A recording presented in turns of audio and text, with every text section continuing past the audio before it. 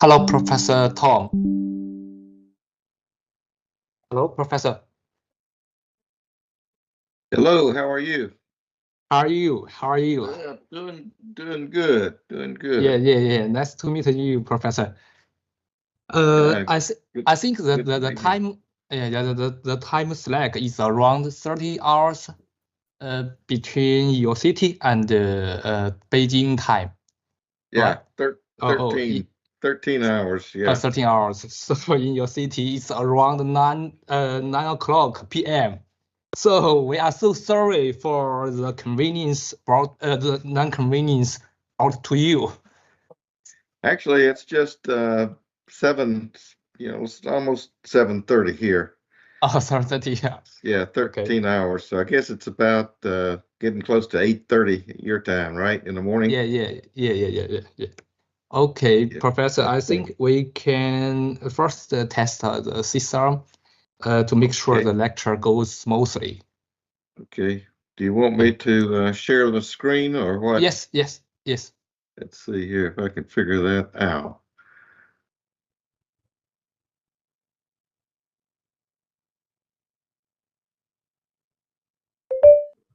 Do you see my screen now? No, I can't see your screen. Let's see if this works.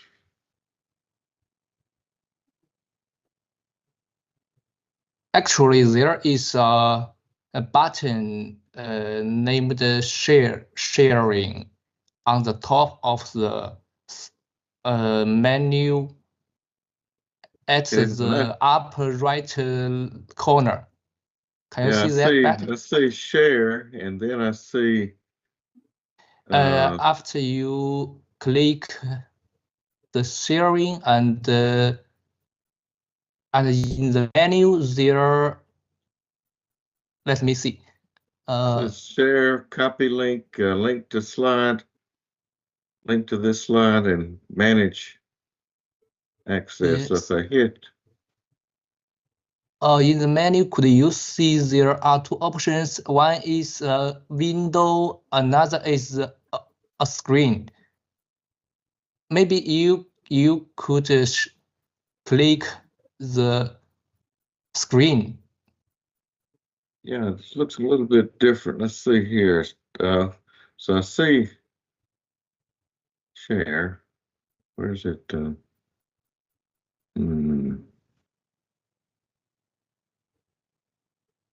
It's present in Teams. That's not it.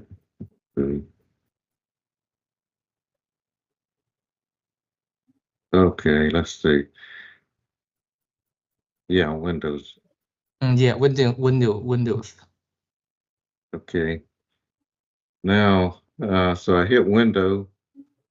And click the window button and choose your PowerPoint. I think that can be okay. Let me try. Does that work? It doesn't work. Did you see the slide? Let's see. I got looks like it's. Hey, home phone. Can you hear me? Let me see. So I hit share. That was actually Dr. Lou.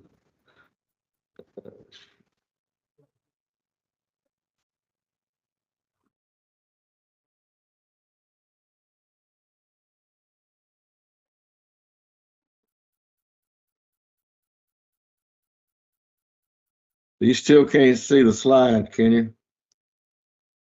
No. I hit share. Go. Don't worry. Let's see. Manage access. Before it had it did pop up and say window, and I hit window.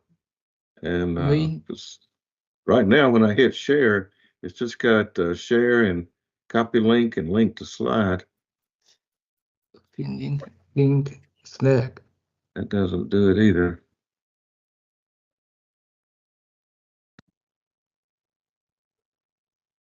Copy. Let me see. Maybe the functions are a little bit different. Yeah. Let's see. Maybe I have to. Let me shut down and go back. Okay. So I hit. So I got window, and it's got. It gives me a menu. Urban Lifeline Journal Public Seminar. Is that the?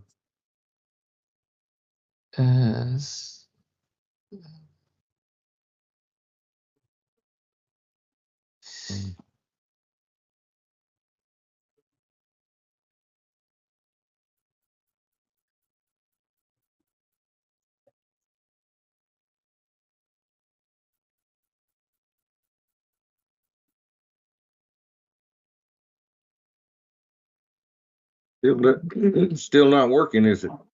Yes. I can see your PowerPoint, your screen.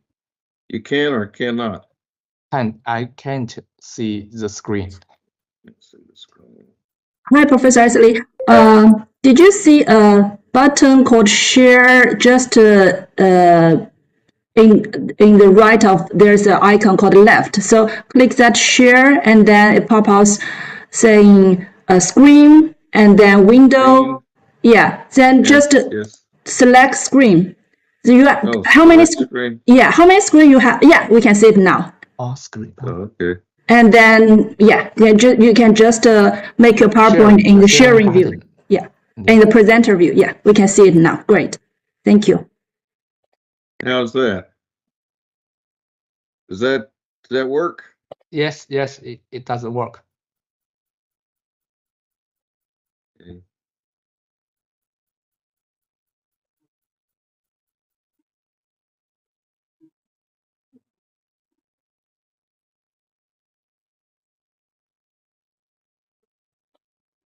You still see it? You just stopped sharing, right? Because we saw it now, but now it stopped. Okay, what happened here? It just worked perfectly.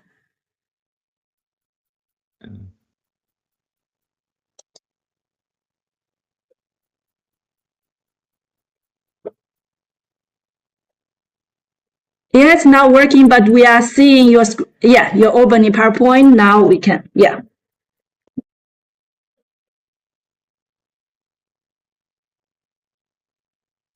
Great. Yeah, we can. Yeah, we see it now. Okay, let me get it back to presentation mode. Yeah. Great. Thank you.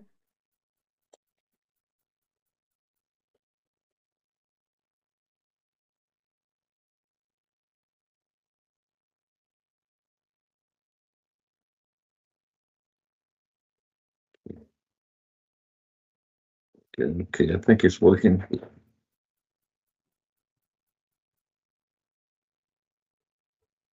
Hey, Professor, there are two ways for attending today's seminar. This is one platform, and another platform is the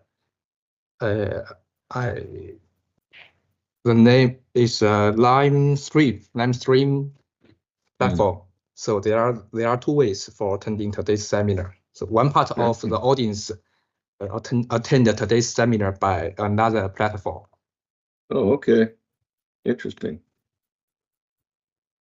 Okay, I think it's around 8:30. We may start our today's lecture. So I'm Will, and the title name is San Zhiwei. I'm the assistant professor of School of Civil Engineering of SEU. First of all, let me introduce today's presenter, Professor Tom Iseley. Professor Tom Iseley has over 40 years of experience in the planning, design, and the construction of underground infrastructure systems. From 1982, he served on the faculty of Mississippi State University, Purdue University, Indiana University, Purdue University, Indianapolis, and Louisiana Technology University. Dr. Iseley holds a BS degree in civil engineering and an MBA degree from the University of Alabama in Birmingham and a PhD degree in civil engineering from Purdue University. And at the end of the lecture, we have some time left for Q&A.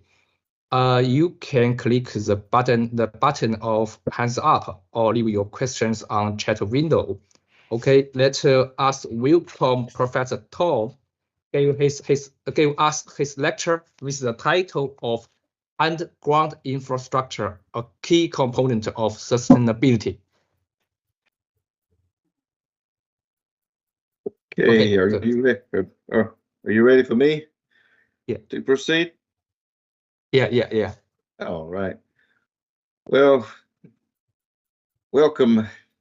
I appreciate this opportunity to present this lecture dealing with underground infrastructure and primarily focusing on our life support systems that deal with water, drinking water, wastewater, stormwater. As Will said, I'm Tom Iseley. I'm actually a professor of engineering practice in the Lau School of Civil and Construction Engineering at Purdue University, but I also serve on the board of directors of an organization called the Baird Asset Management Institute. You see that logo up there in the right-hand corner, and I'll be talking about some of the things that we do through that organization. It's a nonprofit organization, and we have a partnering agreement with Purdue University, and it's kind of our link to from the academia to the industry. But also I serve on a board of the World Trade Center in Indianapolis. And in that we try to look at how we can work with different franchises around the world. There's about 320 World Trade Center franchises around the world. So we serve as kind of the door to providing information and assistance to that worldwide network.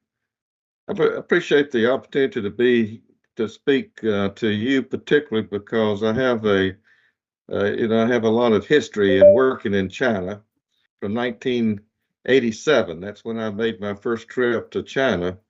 That's a long time ago. And but I came there and spent 21 days and did 6 days of lecture in Beijing and 6 days in Shanghai on water and wastewater systems.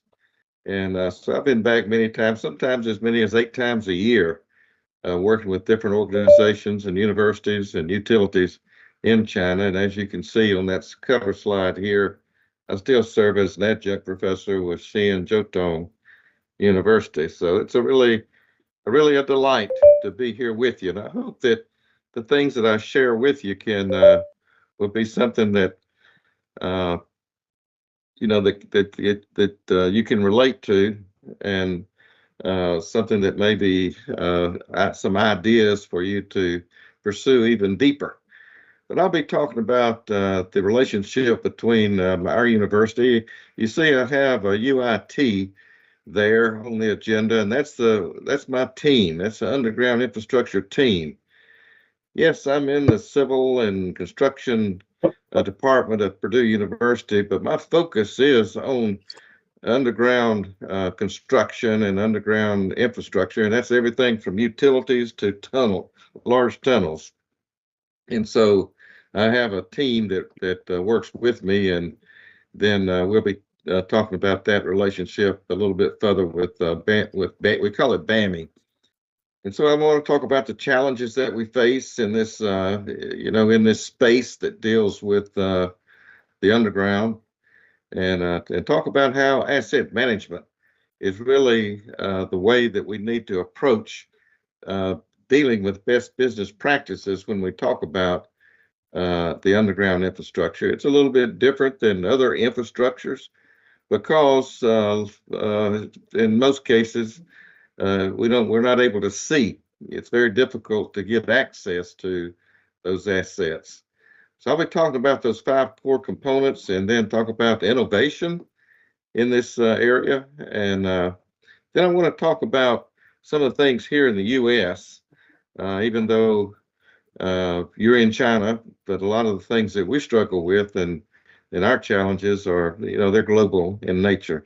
Then I'd like to wind up today with a project that my team is working on in a small utility here in the state of Indiana. We're kind of in the central part of the United States, and I think you'll be very interested in how we have approached this particular utility. So the leaders of my team, of course, myself, and then I have Wei Lau. She's actually a lead research engineer here at Purdue. So she's a staff member, and she serves as the executive director of BAMI. So you can see the direct link between what we're doing and at the university and academia in the industry. And so she's from China. She's from Chengdu originally. She spent 14 years in the tunnel industry in China before she started working with me about 6 years ago. And then I have a PhD student, Xian Zhou. He's from China also, so I've got a good group around me. But we have others that's part of our team, probably another 5 or 6 very strong people that are working with us in our team. Let's talk a little bit about this BAMI, because I think you'll see how important this particular area is. Now, BAMI is an organization that I helped get started a little over 20 years ago when I was working with the city of Atlanta. Atlanta, Georgia is the largest city in the Southeast, and they had some real deep problems primarily with their sanitary sewer system. It was so bad that the federal government here in the United States put a federal court order for them to fix their problems, and that was going to cost them about $4 billion US. And so I had an opportunity to join the mayor and the commissioner at the beginning of trying to figure out how to solve the problems. And I want you to, so one of the things that we realized is that you can have the best technical solutions in the world, and you can know as much about the problems that you possibly can, but if you don't have that tied into some type of comprehensive risk-based system, often you will not be making the best decisions. So we realized that in order to solve the problems in Atlanta, Georgia, we really needed to focus on what was really evolving with the federal government as asset management. So I started working with them in 2003, and that's when we started forming what the beginnings of this organization, this nonprofit organization called BAMI, the Barrett Asset Management Institute International. In 2004, we formed a nonprofit organization, which is the way it's structured now. But in 2006, major milestone, because we ended up getting an EPA, that's the Environmental Protection Agency, that's the federal government's enforcement agency, the EPA. And so we were able to get a grant, a research grant with them. And then we finished that in 2 years, and then started looking at what we can do to really support the industry through education and training. And so we ended up working with our partners in BAMI to develop an educational and training certification program. We call it CTAM, and that stands for Certification Training of Asset Management. And now we have like four courses, online courses. People from 16 countries have taken these courses, and I'm teaching it now to my students at the university. And then we've moved on to developing more structure in the organization. And in 2004, we ended up doing the first Global Buried Asset Management Congress. And then we did the last one in 2005. But I wanted to emphasize this part right here. This is the mayor there on the right, Shirley Franklin, and the commissioner that I answered to. And the thing that really got me excited about working with this leadership was the fact about the passion that they had for not just solving the immediate problems, but looking at putting in place a world-class water system. And I have in red there the thing that really captured my attention, and that is when the mayor had she went public and said this is our opportunity to develop a world-class system. And so this federal court order that they had was going to last for like 12 years. So we had a lot of work to do, and so we were able to learn, as we were moving forward, we were learning a lot about how is the best way to put, to develop the best business practices for the underground infrastructure. The grant that we got is illustrated here. And so the BAMI had the grant with the EPA. And what we're really illustrating here is we got problems. All over the world, you got problems with the underground infrastructure. What do we do about that? Well, we got to take an effort to try to develop nice solutions. That's what's on the right here. So this grant, we had 3 major universities: Virginia Tech, Louisiana Tech University, University of Texas in Arlington, and another organization over here called the Georgia Rural Water Association that represented owners of these utilities.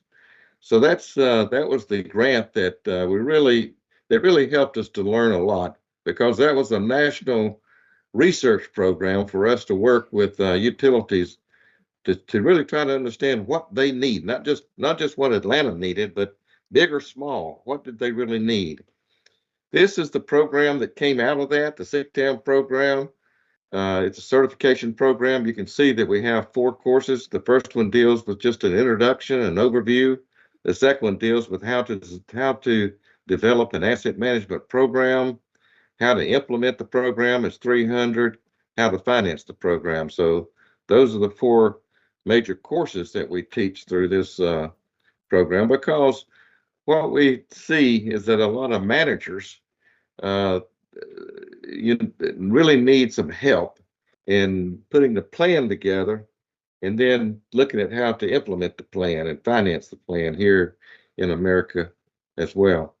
In addition to the 4 courses, we have a certification program at the associate level and then at the professional level. So we're seeing more and more utilities, water utilities, realize that it takes more than just a technical background to develop these plans. You got to have a management background. You got to have a good knowledge of finance.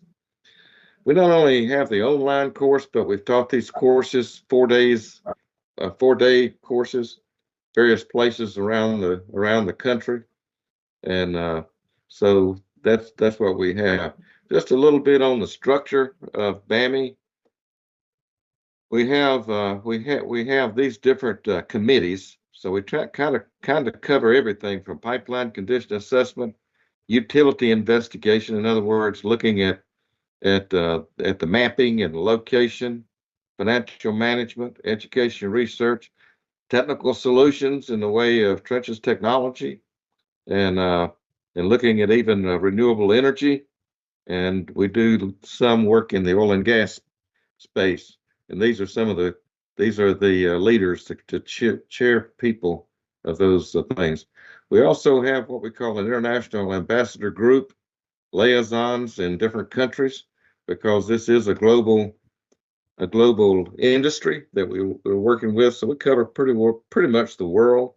I'll actually be in Saudi Arabia and Kuwait in April, putting on workshops. So we do a lot of work. We have resources such as the journal that we put out so that people can keep up not only with what we're doing, but what's happening in the industry, and go from there. So this is just talks about the last couple of years. We've put on these what we call the Global Buried Asset Management Congress, and it is global. We bring in, and the idea here is not just to have a big conference, but to really have a Congress where we bring in the leaders from around the world to try to see,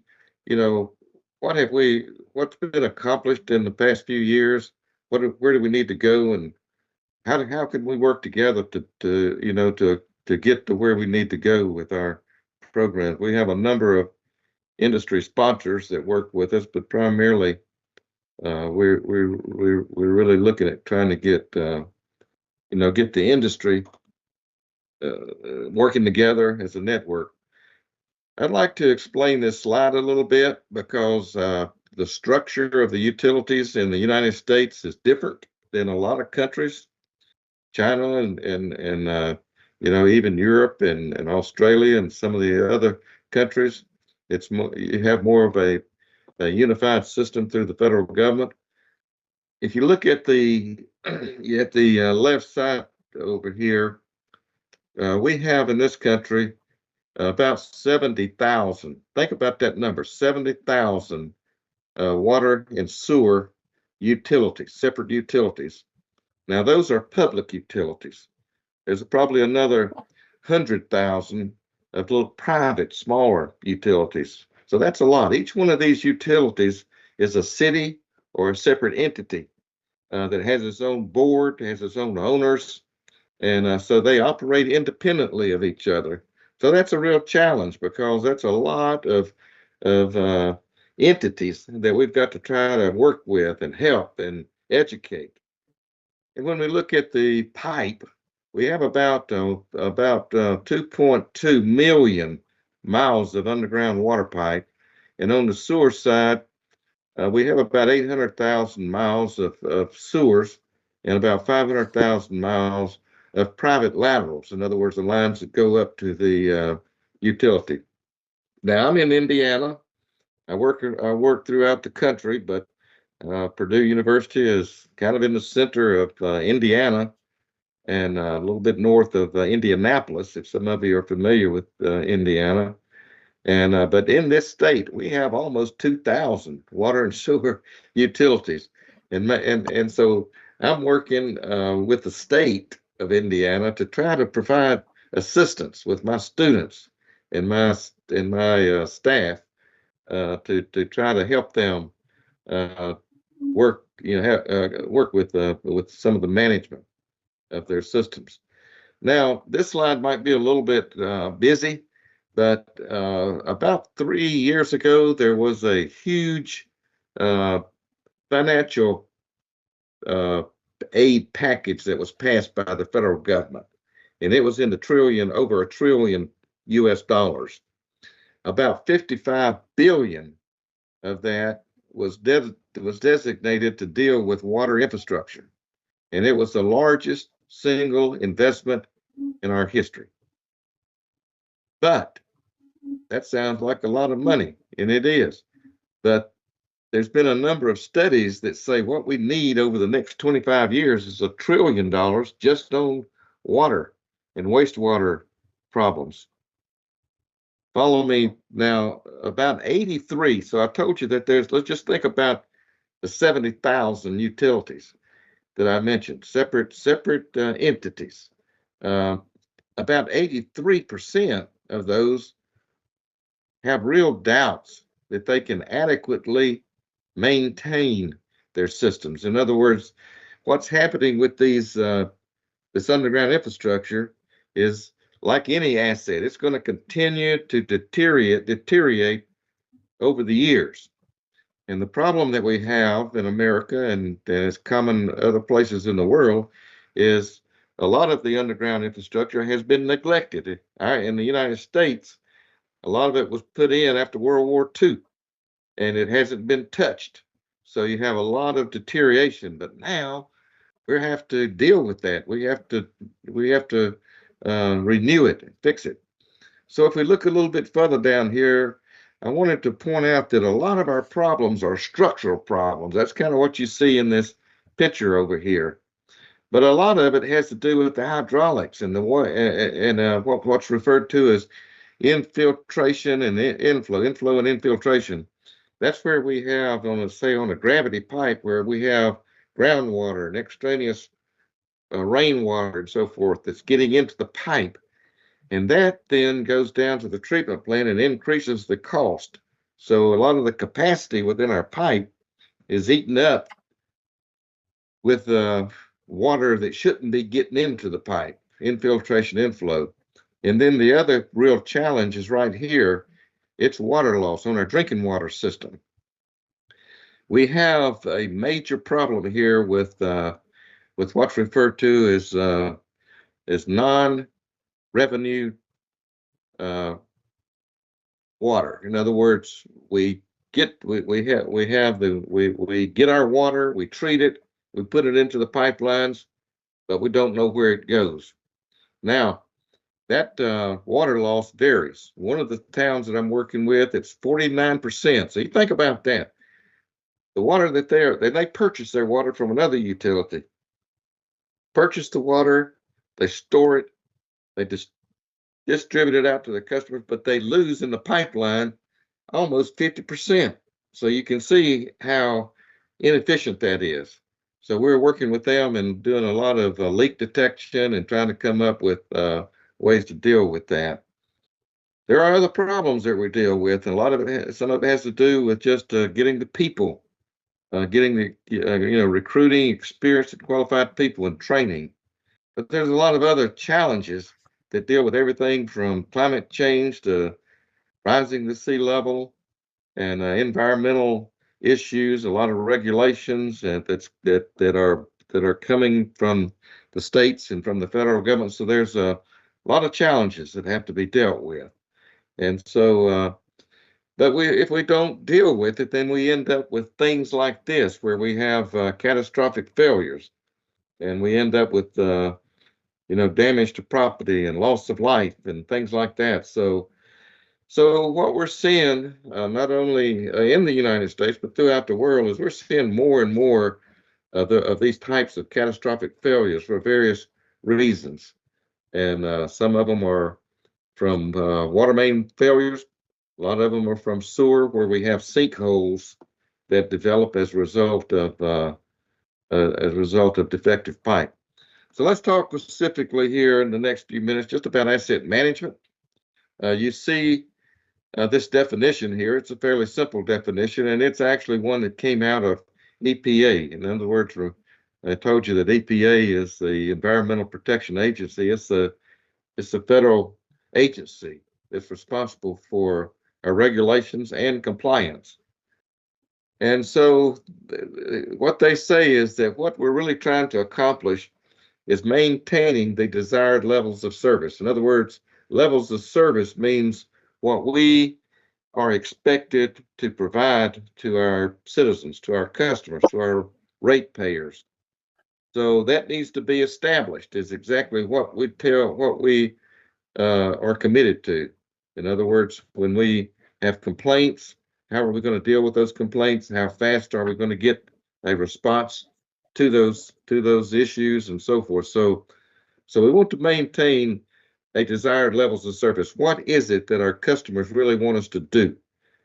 Certainly, they want us to maintain plentiful and a high quality of a continuous source of drinking water, and they want us to maintain the ability to take care of the wastewater, get the sewage away, and treat it, and make sure that it's environmentally discharged in some suitable place.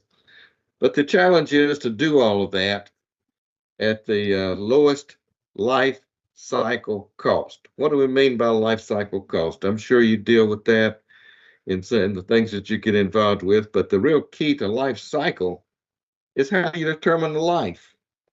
So we do that by looking at the remaining life. Look at what is the remaining life of these assets, and this refers to the best appropriate cost for rehabilitating, repairing, and replacing the asset. So now we get into really the importance of what it is that comes out. Why do we really want to do this? Yes, we want to provide the levels of service at the lowest possible life cycle cost, but what is it going to do for us? Well, these bullets right here kind of explain it a little bit more detail. What we're really striving to do is increase the life of those assets. Increase the life of those assets, just like the assets that you have, maybe a car or something like that. So it's the same thing. We need to see what we can do to get as much life out of the assets as possible. Maintenance cost. Well, that's a very high cost in utilities, and so of course we want to decrease that. And the capital cost means major projects that we have coming up. We need to do what we can to look at being able to decrease the cost. Maybe sometimes we can do things that would allow us to get more life out of a treatment plant rather than jumping in and spending a lot of money to expand it. Maybe there's some things that we can do with the infiltration inflow that would allow us to not have to expand it to the extent that it may be looked at from at the beginning. But we've got to look at the plan. We've got to look at the spending, the total spending, and look at critical needs and be able to plan that. Our resources anywhere in the world, you're still looking at scarce financial resources, and the whole idea is trying to see what can we do to make sure that we're doing the right thing, spending the right amount of money at the right place at the right time. Now, I want to draw your attention to this last bullet here that talks about potentially increases in revenue. A lot of times when I talk to groups and utilities and owners and engineers, the focus is on cost and cost savings and things like that. What I try to emphasize is that I want these organizations to really look at their assets and see if there's ways that they can increase the revenue stream. There's a lot of things that these utilities have that they could use some critical thinking and coming up with ways that they can generate revenue from the use of those assets. And that there's a number of I've seen a number of good examples that's come out of that. Okay, let's stop a minute and say, okay, how do we do all that? Well, it doesn't just happen. And I try to emphasize the fact that in every level of an organization, whether you're talking about it management, whether you're talking about the people that's dealing with procurement, or the people in the field and the senior level engineers, mid-level, I want the whole organization to try to think about being innovative. What do I mean by that? I mean, I try to encourage them to think every day about what they can do, about what can be done to help them make their to be able to accomplish their task better and safer and more cost effective.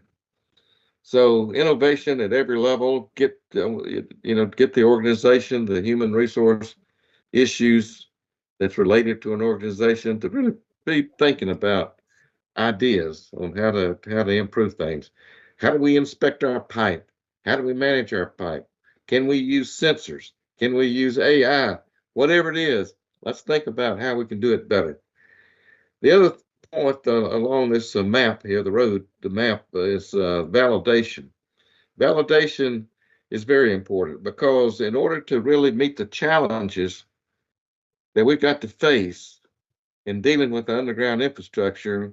We'll be utilizing, we're seeing a tremendous increase in the technology for being able to deal with things underground. And so we have a lot of emerging technologies, and that's great. But we've got to validate. We've got to make sure that the claims that we're getting from different technology developers and technology providers, that it really does work. I back in about 1989, I went to Louisiana Tech after I got my PhD at Purdue, and we founded a Trenches Technology Center. And over the years, we had a lot of opportunities to validate new technical solutions. And we saw that that a lot of them made claims, but when you really looked at how they performed, they did not perform up to what the claim. So we want to make sure that when we try to use a solution, that we're not just listening to the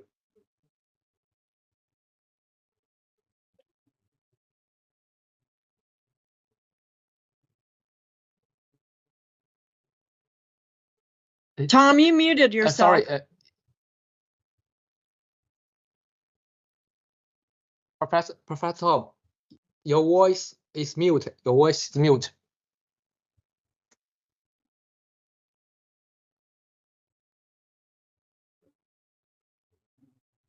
Oh no, at the top of the screen, you can and at the right, you can see there is a microphone. No, the screen of the team, At the top, right top, there is a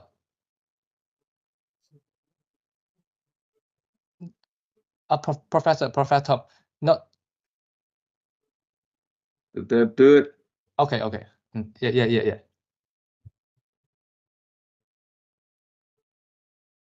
Can you hear me?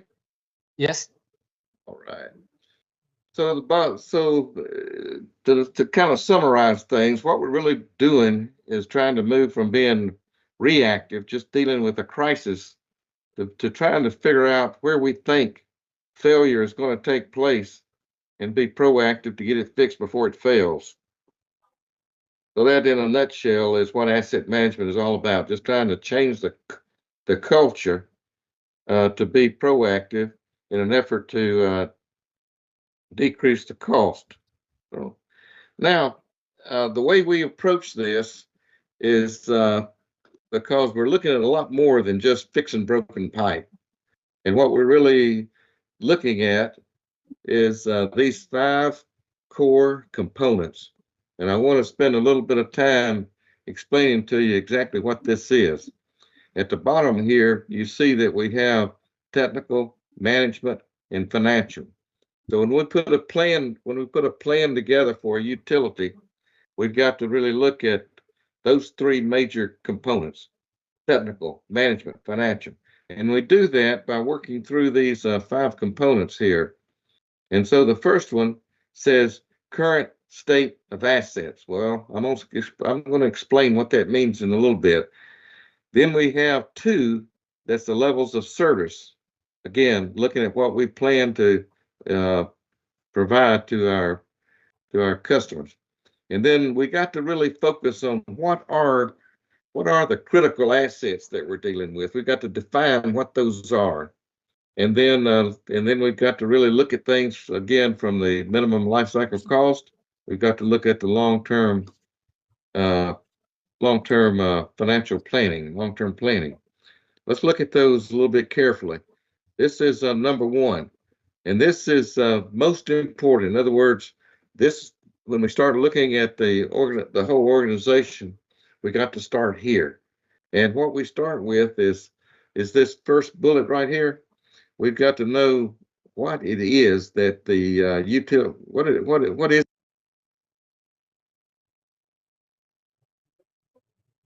Sorry, Professor. It's mute. Sorry, Professor. Hey, Professor Tom. at the lower at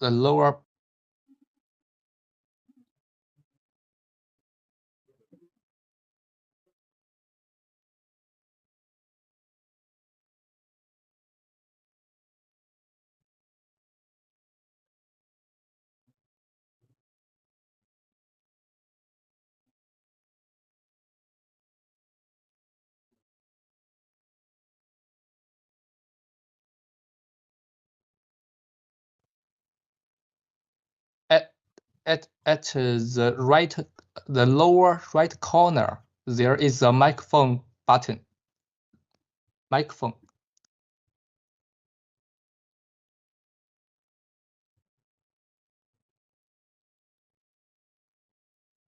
Right. Sorry about that. Okay, we'll get back to it here. Somehow I must be clicking on that. I don't know. I just want to use the mouse. Okay, so that first bullet I said is the inventory. Listen to me, we've got to know what we got. The second bullet, we got to know where it is. That gets into the mapping. And we see so much advancement that's taking place with our GIS mapping systems and the technology, the software and so forth that we have, and being able to locate things and being able to increase the accuracy and the uncertainty of where things are. So know what we got, where it is, and then that third bullet is red because that's really critical. We got to really understand the condition of those assets. That is a challenge of really trying to determine with piping systems exactly what condition they are. We've got to not only know what we really need to know is we need to know the current condition, but we also need to understand mechanisms of failures of different types of pipe. We also need to try to look at rates of deterioration, because only through that can we really determine when things need to be done. So it's not just taking a snapshot. We've got to do that, but we've got to know a lot more.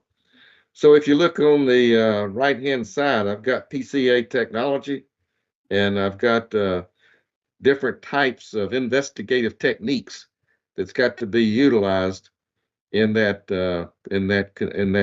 bullet that talks about condition assessment. So I'm not going to go over all those in detail because we just don't have the time. But it's everything from inspecting manholes in a gravity system to understanding the flow, the hydraulics, doing the internal inspection with CCTV and other technologies, and smoke testing and dye water flooding.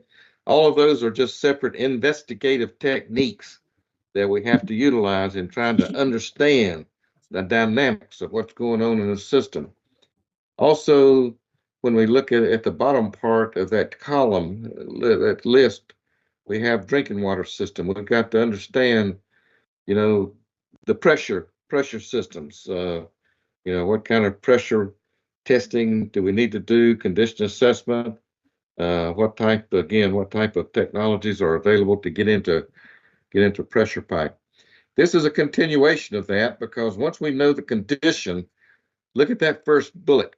Predict the remaining life. Wow, that's challenging.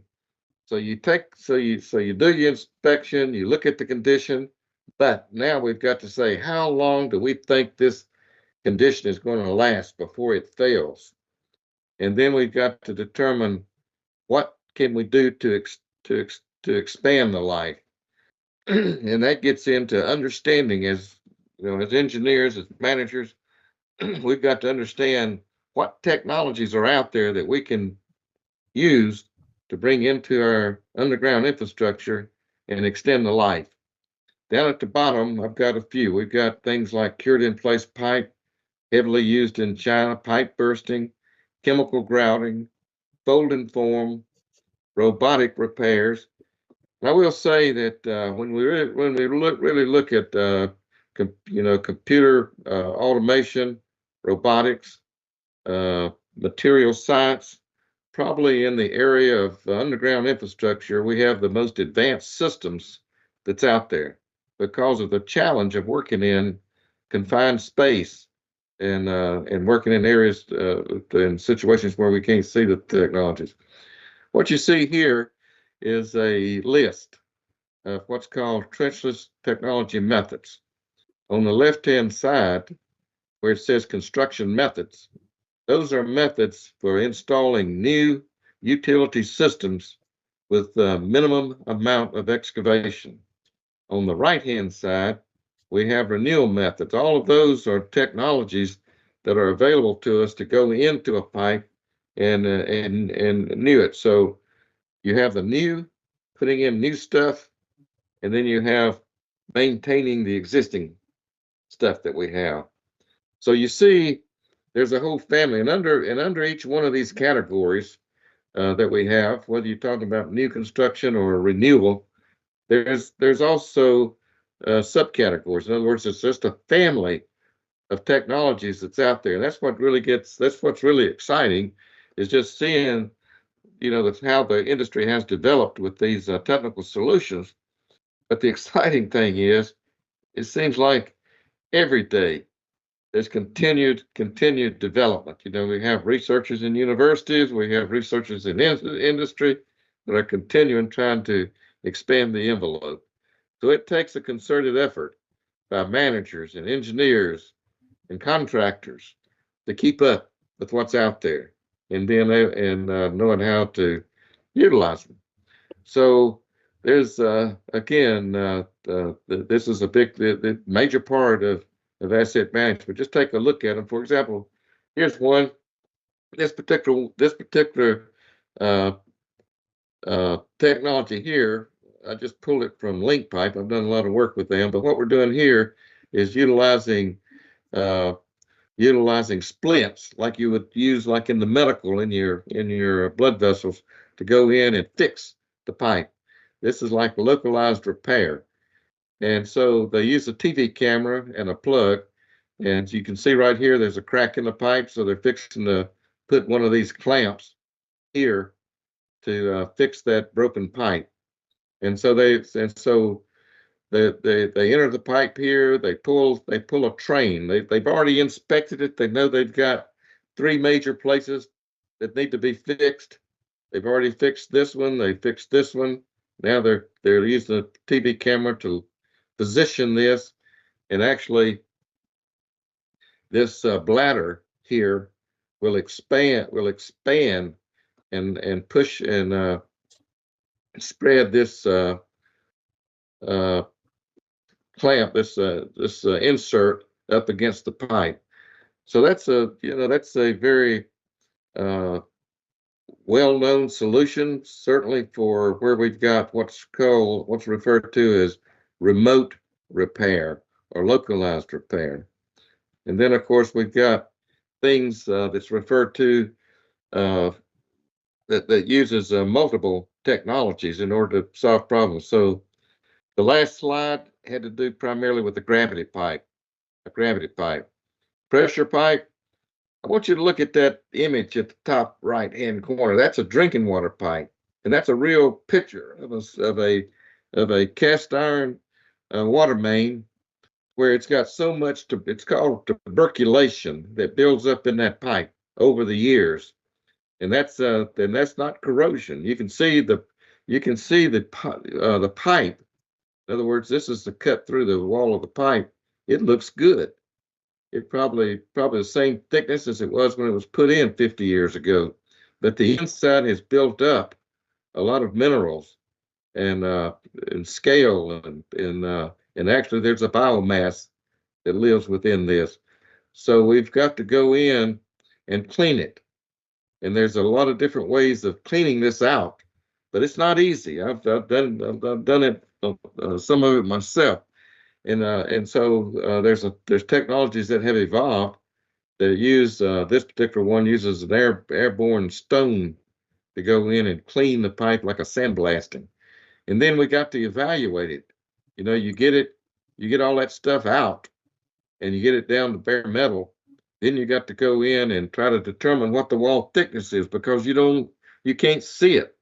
And so a lot of times we'll use things like remote field eddy current to go in and try to determine the again, the wall thickness.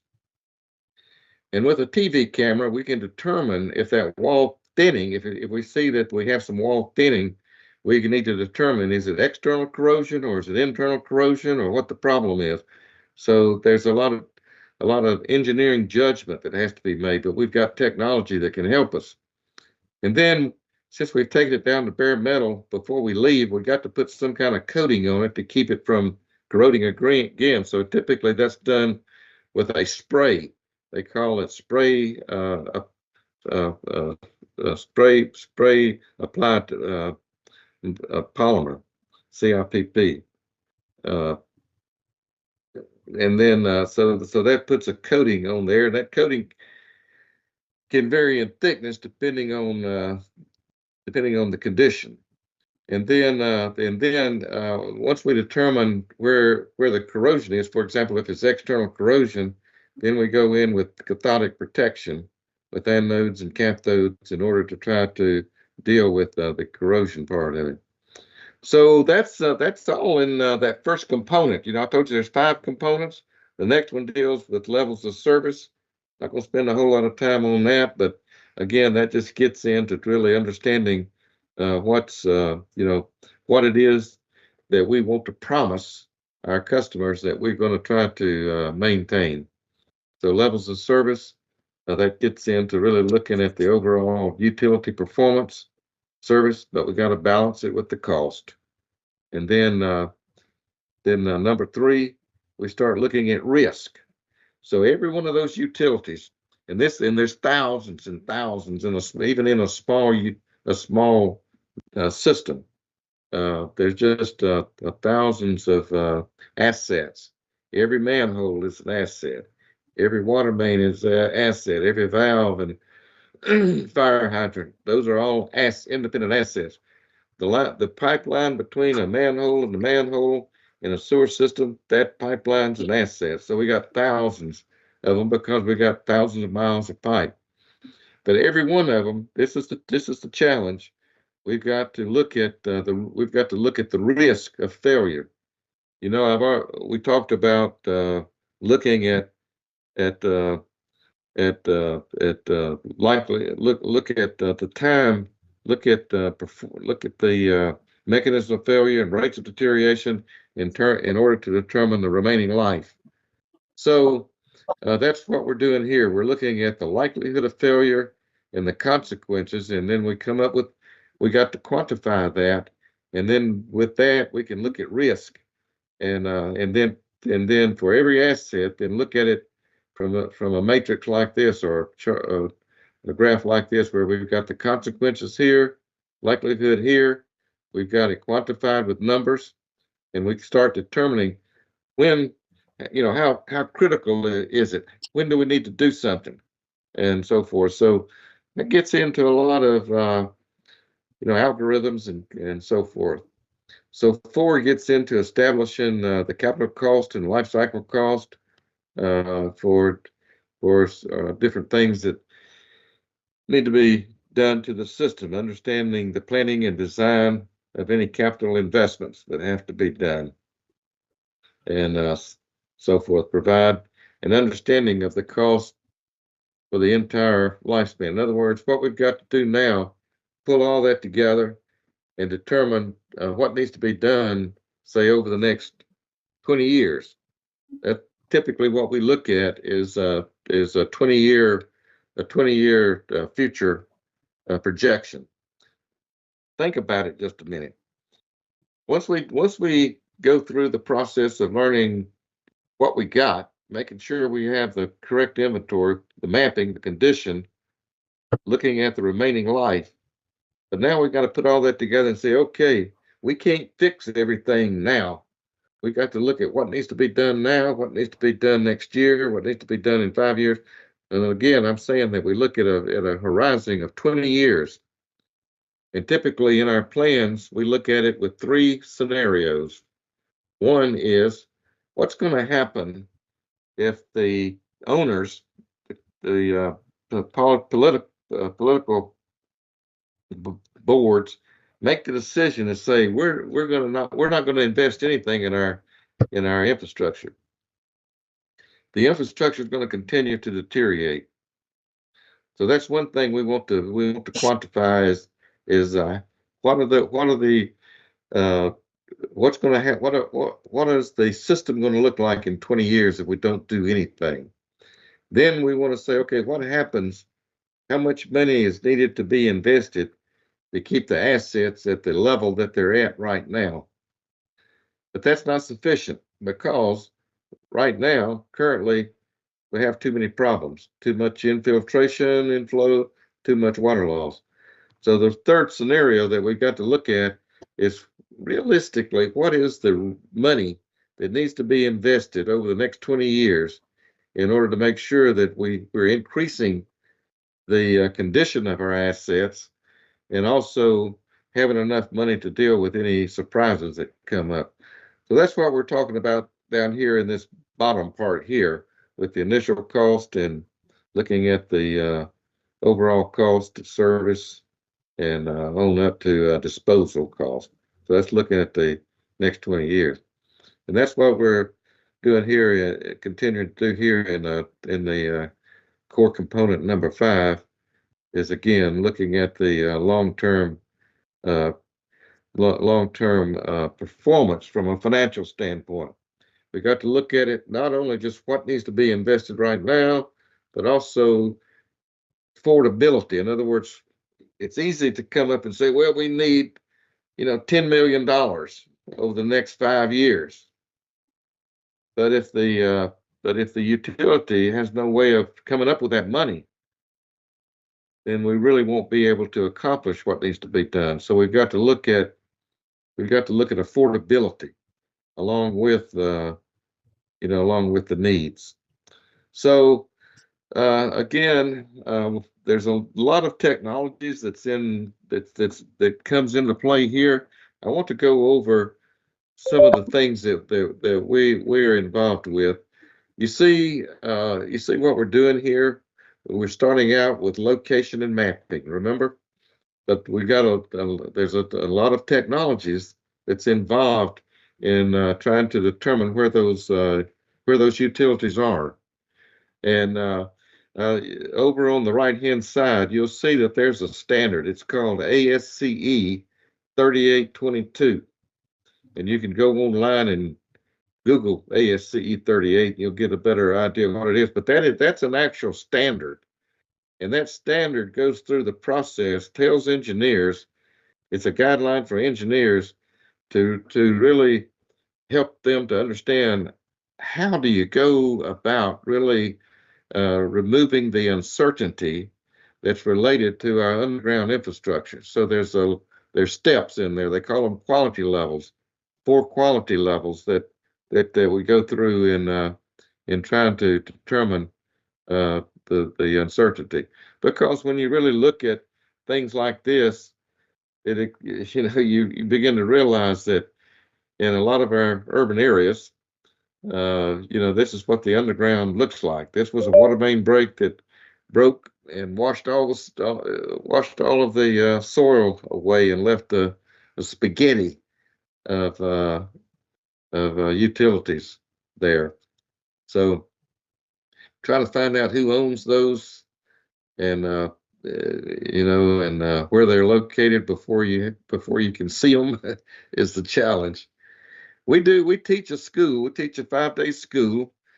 My team teaches a 5-day school on just location and mapping based on that standard. We have 3 days in the classroom. We have a day out in the field like you see here, and we have testing that the students have to go through. This happens to be in New York City where we did a school, and this happens to be in Queens, New York City being the largest city in America, and the New York City has made a commitment to spend money to try to map out their underground. And so we put this school on to teach them how. That equipment, you see that big van? It says testing vehicle. And you see the equipment on the end. All of those are ground penetrating antennas. So they can take that van and go down the highway about 60 miles an hour and actually it's mapping out the underground. In other words, it's a ground penetrating radar system, impact ground radar system. And but again, for a wide area, it can be very effective and very time effective in determining mapping out the underground. So we're seeing a lot of things. If you look on the left-hand side, that pictorial that came from Iseley. They're based in Wuhan. But I like that pictorial because it illustrates a wide range of systems. This is sonar. This is a radar system, pipe penetrating radar system, and you have zoom cameras, and this one right here is a laser profile. A lot of technology exists from different manufacturers, different technology providers that can help us understand that condition. What you see on the right is utilizing an AI system, image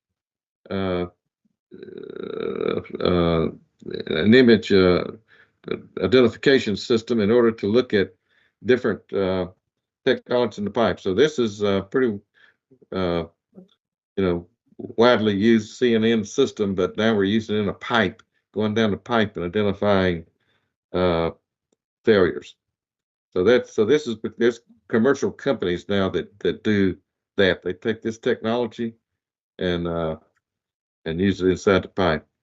So there's again a wide range of technologies, and I'm running just got a few more minutes here, so I'll go this pretty quick. But again, this is kind of the exciting thing about this industry is we have a lot of toys, technology systems. This is one I helped develop with a research group in Japan over 20 years ago, and it's a scanning technology. It actually it goes down the pipe. You see it's on a tractor, so it goes down the pipe, and every millimeter it takes a ring of pixels, about 1,350 pixels, and then stacks that together and forms an image and lays it out flat. So there's some beautiful, exciting technology that's out there. And again, so we have the condition assessment, we have the actual fixing the pipe, different types of technologies here.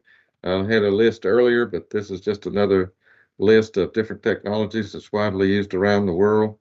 We have things like microtunneling, been used in China a good bit, and then we have different types of again management systems, software systems. Not only just a mapping system, but we have very powerful computer maintenance management systems. And in the United States, we see a lot of states now that are really moving forward with coming up with regulations that require the states to develop these asset management plans. In Indiana, and I'm going to wrap it up here just a little bit. Indiana, the state that I'm in, has really taken a lead out of the 50 states in developing a law that requires all of the water utilities. I told you earlier that there's about 2,000 just in our state, but all of them have to develop an asset management plan in order to get funding. That's a Senate Bill 272.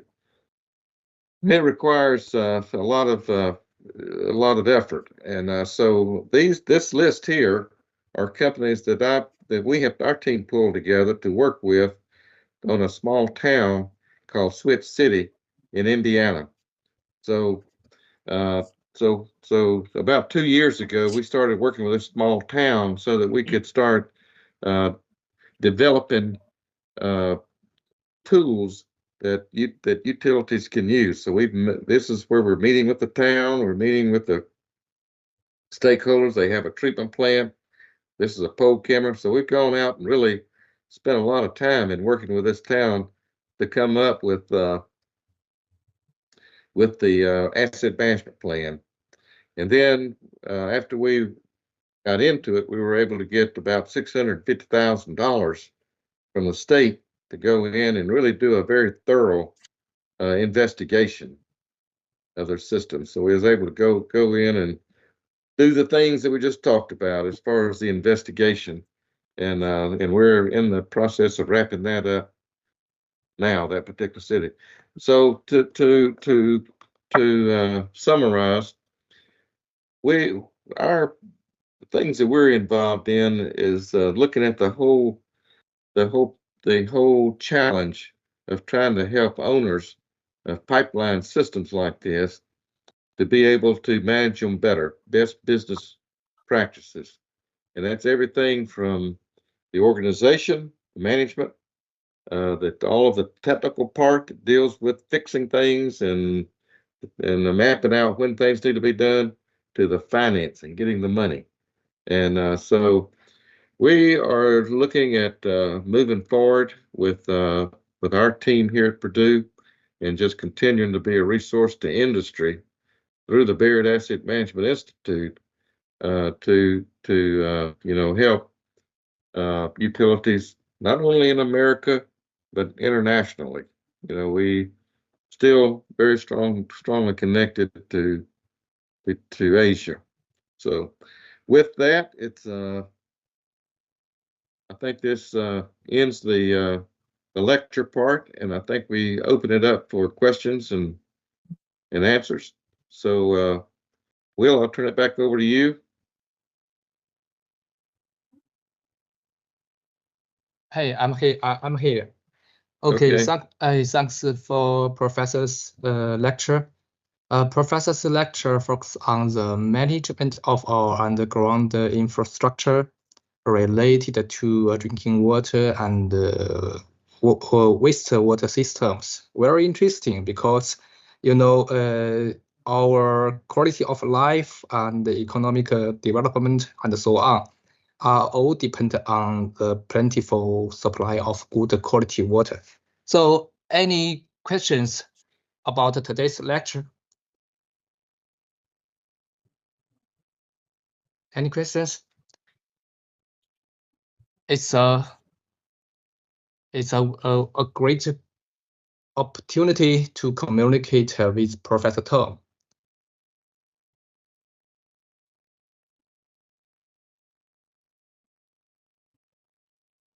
Well, you have my email address there in this down at the bottom there. So I'd like to encourage any of the attendees, if they have questions or want more information. We have a team here that would love to work with the group there, students and faculty and whoever's makes up the attendees. So we're open to share what we've learned and learn from you. So feel free to contact us. Be sure to go on site. And we just published the last last journal was just published this week. That can be found on that website, bami-com. There's a lot of presentations that's on that website that came out of our Congress. Did you have a question? Yeah. Okay, Professor, I can see Professor Zhu Jin hands up. Maybe she has a question for you. Okay. No, Professor Iseley, thank you so much for the impressive presentation, and it's great to know all the work you do with the underground infrastructure. I do have a question because we do, work on urban lifeline, infrastructure, utility, this kind of work, obviously in China a lot.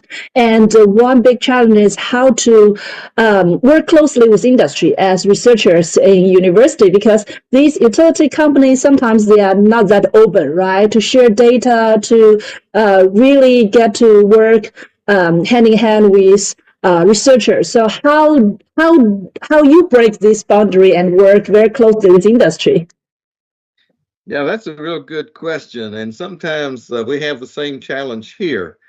But we do also, on an ongoing basis, maintain a good working relationship with companies that seem to be more open. and more more utilities. So one of the things that we're doing is we actually are going into the owners and and take responsibility for getting the data. In other words, this project that we have, BAMI is contracting with the CCTV, say the people that's doing the inspection work, okay? And so they have to give that data to us. Today in my class, this morning in my class, I had a public works director come in, and we're going to be helping him in his utility, his city, his town. He needs help. And so we're going to try to use the students as a course project to work with them, and he's very open to give us the data that he's got. But it's still a challenge, just like what you talked about. Some are very reluctant to share their data. Why? Because of some, quite frankly, what we see is some just don't want you to know how bad things are, and because it kind of reflects on, the way that they've managed the system. But it just takes. I think it just takes trying to maintain that good relationship. For example, this weekend, I'm taking 15 students down to Houston, Texas to a conference. And they're going to be, going into the presentations and networking and trying to build relationships and seeing how we can work and get more data. But remember that slide that showed that AI being used for inspection? You may be working in that same area, but we were able to get thousands and thousands of CCTV tapes so that they could not only develop the software but train it so that it can be accurate. And then that particular PhD student went to work for a company, and they commercialized it. So it's a very popular system now. But they were able to get the data just by explaining that what they're doing. So I don't know whether that answered your question or not, but I can relate to the challenge of getting that data sometimes. So, but I tell you, that's where, if there's any way that we can help. For example, if you're working in an area with a technology or something like that and you need data, you can contact me and see if there's any way that we can get some, we can help with getting some data. Yeah, that's work in that area. Sure, that would be great. Thank you so much for your answer.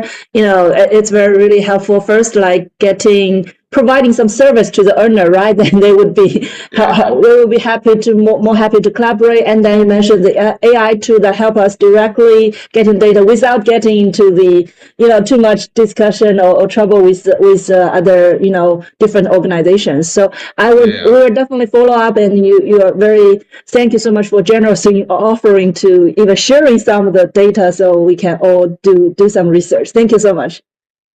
Oh, you're so welcome. I'm look forward. I don't know whether I'm actually married to a Chinese professor. She's actually she teaches civil engineering at Southwest Petroleum University in Chengdu.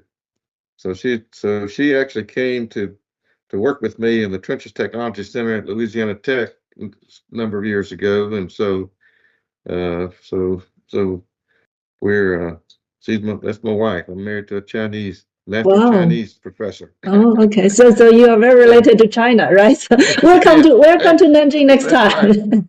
Right. I tell people I'm half Chinese because my wife we're one, so married. So she's Chinese and I'm U.S. So I'm half Chinese. So okay, good. Yeah, thank you.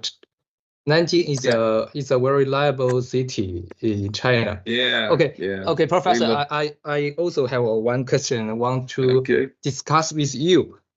My research, one of my research focus on the damage detection. I have seen you mentioned some advanced defect detection technology like the robotics carrying cameras and I'm sure the defect positions can be recognized. But my question is whether the specific size of the defect can be measured. Yeah, you're talking about For like example, what the, for example, yeah. Just through the image, whether we can measure the depth of the corrosion pit. The depth of the corrosion pit. Yeah. Yeah. So if you're talking about so the way I understand it, you're talking about when you inspect a pipe and you see a defect, Yes. how do you measure the depth of the Yes, corrosion? yes. Yeah, right, Yeah. exactly. Okay. So the way that that's done, and it again depends on the pipe material, but that's where the pipe penetrating radar comes in. So so what we're talking about right now is like a concrete pipe or a clay pipe or a composite pipe, not a metal pipe, but some other type of pipe. Then you can use a pipe penetrating radar to actually measure the wall thickness and look for voids outside the pipe as well. On a metal pipe, that's where, if you remember my slide that talked about remote field eddy current, where you can use you can measure the wall thickness, and the way you determine so the remote field eddy current will give you wall thickness. So you know pretty much what the wall should be. You can see when it starts thinning, when you start losing wall thickness. What you got to do then is determine, is the problem on the outside or is it on the inside? So you have a CCTV camera that's going down with your remote field eddy current tool that you can see. Well, the problem is on the inside. Okay, get it. And if it's not on the inside, then you assume it's on the outside, and that's where your cathodic protection will come in, because now you know exactly where you need to put down your probe in order to develop your cathode and anode.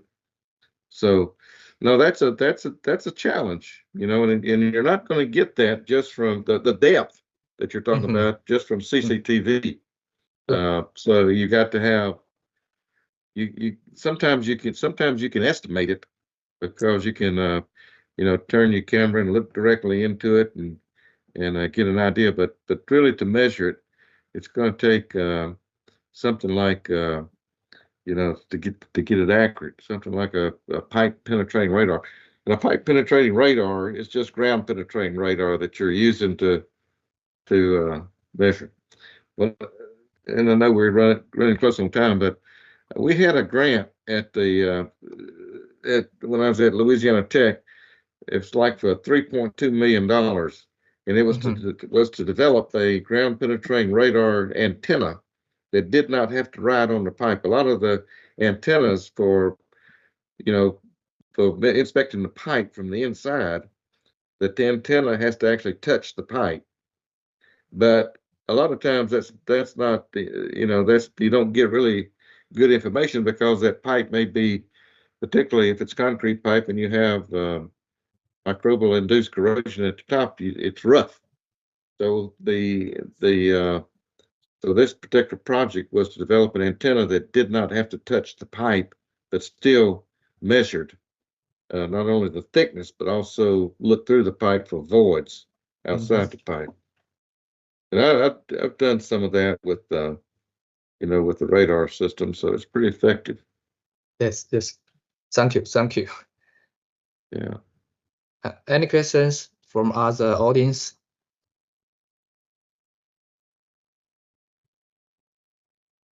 Okay, I think if you still have some questions after today's lecture, I think you can communicate with Professor by the email.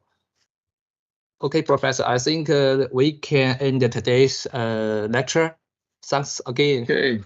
Thanks so much for the opportunity. Thanks so much for the opportunity to be with you. I wish I could be there in person. Maybe someday I will.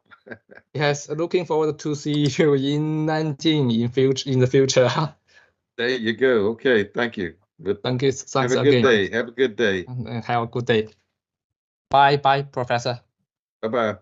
Bye.